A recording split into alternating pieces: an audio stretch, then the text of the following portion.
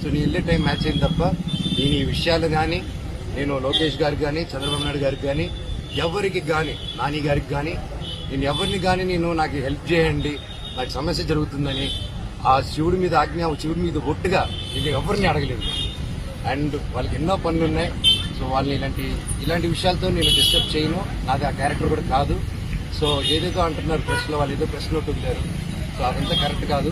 So మీరు చూస్తారు, divert చేయడం, సొంత కంపెనీతో పెట్టుకుని డైవర్ట్ చేయడం, దాన్ని కవర్ చేసుకునే దానికి స్టూడెంట్స్ని కుదరడం, యూనిఫామ్ వేయడం కంపల్సరీ. వాళ్ళ 10th దాటంగానే ఇంటర్కి యూనిఫామ్ ఏంటంటే అది ఖాళీ కుదరటం. ఏంది మా 11th లో కూడా వేసుకోవాలా అని చెప్పి ఆ రోజుల్లోనే. ఈ రోజుల్లో పెద్ద ఇంజనీరింగ్, MBA వాళ్ళందరికీ యూనిఫామ్. వాళ్ళు అది కరెక్ట్గా 2 వాట్స్కి ఎంచిపోతున్నారు.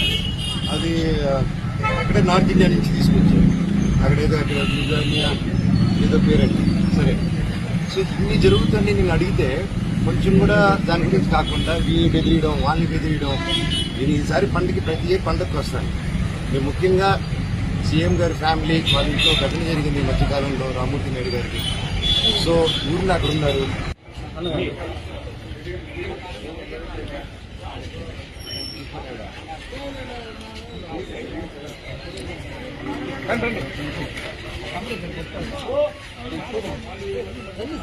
ఏదో దొక్కబట్టేసి